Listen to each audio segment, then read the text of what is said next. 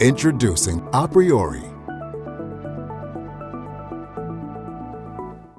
So, and those are some of the operational decisions that we have to make very often, and that just puts more pressure on a value engineering team, because now we have to go out and we have to find different ways, more creative ways to get the cost on out in order to account for the carbon.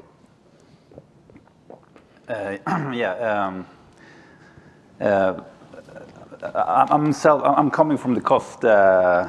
I'm starting working with the cost, so that of course has really influenced. And I think traditionally, if you look at Scania as a company, really working really hard with cost, and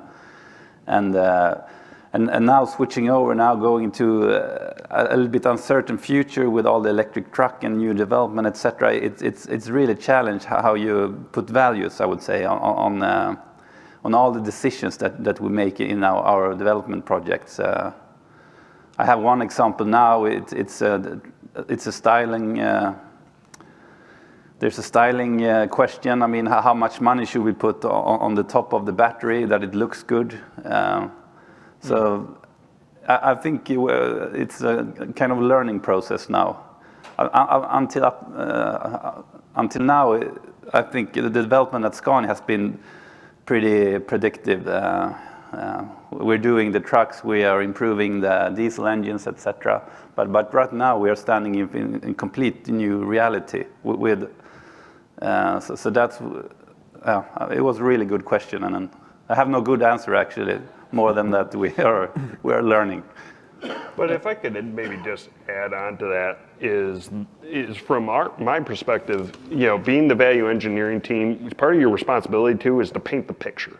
So from my perspective, one thing that's really worked well when it comes to this conversation is showing energy returns. Specifically when it comes to our factories. As I said, we're very much committed to reducing energy in our own factories, not only here domestically in our own country, but abroad.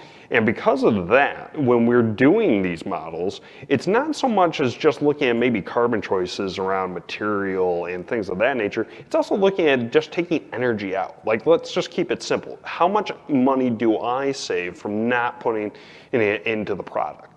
And I think for something like that, our team has been chiefly responsible for being able to paint that picture and trying to come up with different revenue streams when looking at it from a carbon perspective. Because it's not enough anymore just to say that it's a better carbon product. It's also, you have to look at what revenue streams, where am I actually picking up some savings by not putting the carbon into the product?